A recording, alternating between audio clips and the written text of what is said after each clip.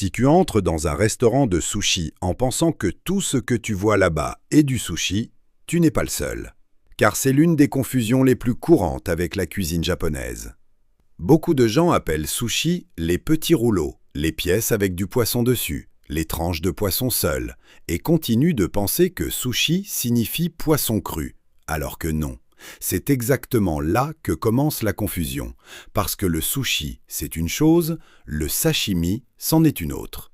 Et dans le sushi lui-même, il existe plusieurs formats que beaucoup de gens mettent dans le même panier comme s'ils étaient identiques. Ils ne le sont pas. Alors, on va faire quelque chose de très simple. On va nommer les pièces que tu vois le plus souvent sur une carte japonaise, comprendre ce qui les différencie et en finir une bonne fois pour toutes avec l'idée que tout ça, ce sont des rouleaux, ou que sushi veut dire simplement poisson cru. La première idée importante est celle-ci.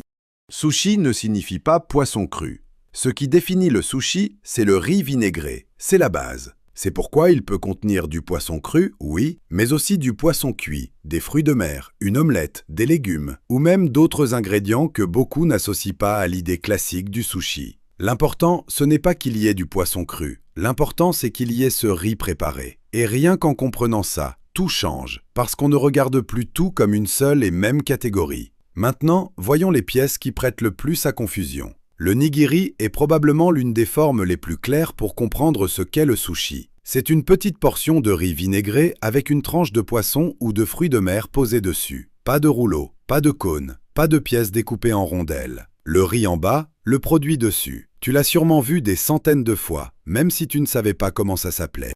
C'est souvent du thon, du saumon, de la crevette, et il y a parfois une petite quantité de wasabi entre le riz et le poisson.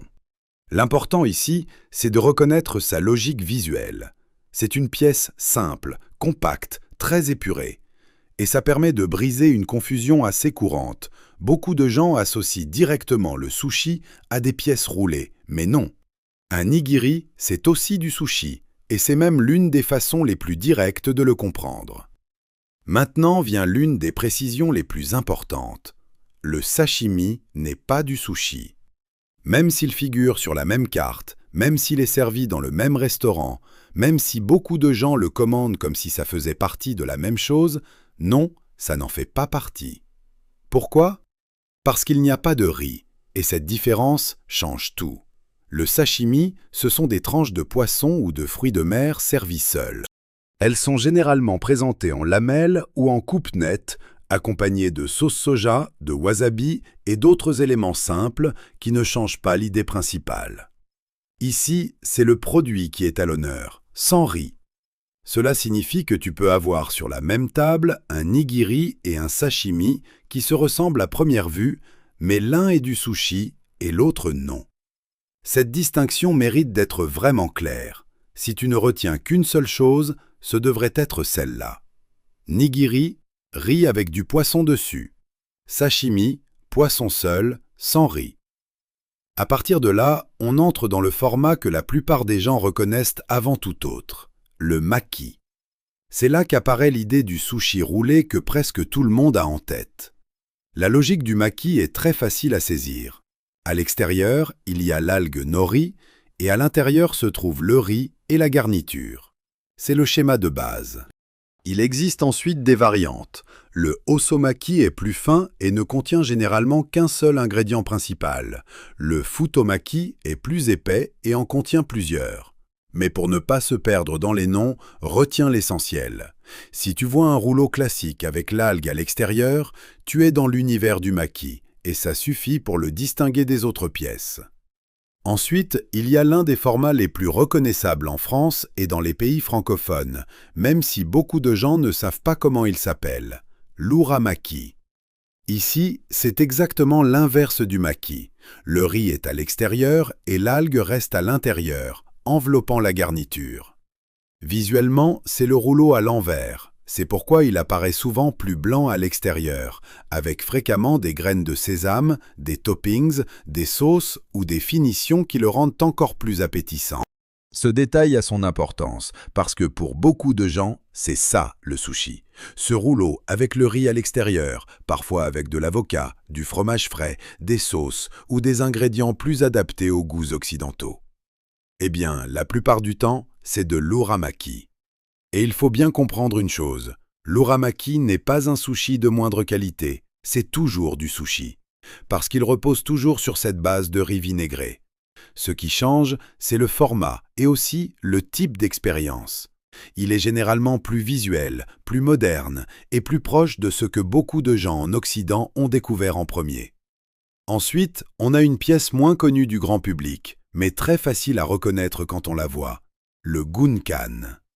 Ici, on n'a ni une pièce comme le nigiri, ni un rouleau comme le maki. Ce qu'on a, c'est une base de riz entourée d'une bandelette d'algues qui fait office de paroi, comme si elle retenait la garniture. C'est pourquoi ça ressemble souvent à une petite barquette, et c'est utilisé surtout pour des ingrédients qui ne tiendraient pas bien simplement posés sur un nigiri, comme des œufs de poisson, des mélanges plus crémeux ou des ingrédients plus fluides. Pas besoin d'en retenir beaucoup plus. Pour le gunkan, il suffit de retenir sa forme. Si ça ressemble à une petite pièce verticale fermée sur les côtés, avec la garniture rassemblée en haut, tu es probablement devant un gunkan. Et enfin, l'un des formats les plus différents de tous, le temaki. Ici, on n'a plus de petites pièces disposées les unes à côté des autres. On a un cône d'algues rempli de riz et d'autres ingrédients. Plus grand, plus direct, plus fait pour être tenu à la main. Le temaki ne se mange pas comme une petite pièce qu'on trempe une par une dans la sauce soja. Il se mange presque comme un cône qu'on croque de façon plus immédiate, ce qui change aussi l'expérience. On n'est plus face au sushi le plus géométrique ou le plus élaboré, mais devant quelque chose de plus manuel, de plus décontracté et très facile à reconnaître par sa forme. Alors au fond, l'idée importante n'est pas de mémoriser tous ces noms, c'est d'arrêter de regarder une carte japonaise comme si tout était pareil. Parce que maintenant, tu sais quelque chose d'essentiel. Sushi ne signifie pas poisson cru, c'est le riz qui fait la différence. Et ce n'est pas la même chose d'avoir un nigiri, un maki, un uramaki, un gunkan, un temaki ou un sashimi.